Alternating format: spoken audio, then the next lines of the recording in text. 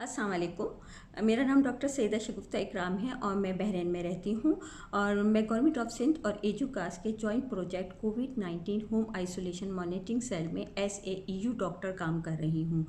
मैंने MBBS 1989 के second batch से किया था डॉ मेडिकल कॉलेज से।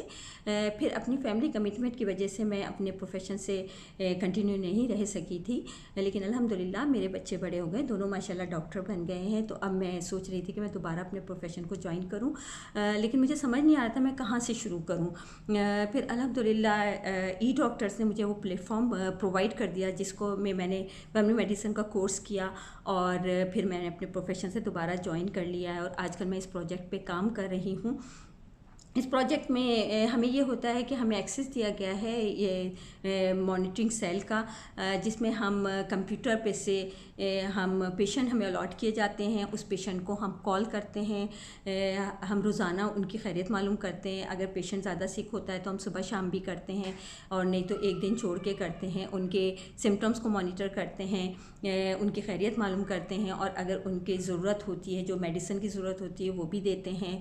और अगर हमें लगता है कि हम उसकी और फर्दर इन्वेस्टिगेशन वगैरह करानी होती है तो हम अपने सीनियर से कांटेक्ट करते हैं। और अगर किसी पेशेंट को फ़ौरी ज़रूरत होती है या उसका सीरियस कंडीशन होती है तो वहाँ पर एक मॉनिटरिंग सेल में एक रेड फ्लैग लगा हुआ है, उस रेड फ्लैग को हम ऑन कर देते हैं और साथ ही साथ हम इलाके के DC से कांटेक्ट करते हैं और उनको बताते हैं और वो लोग फिर पेशेंट के लिए बेड अरेंज करते हैं और पेशेंट को हॉस्पिटलाइज़ करते हैं।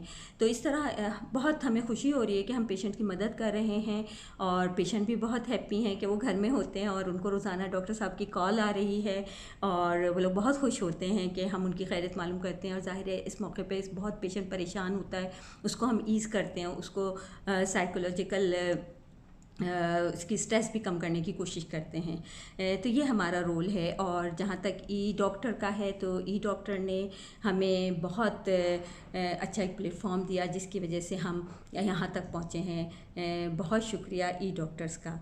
अल्लाह हाफ़िज़।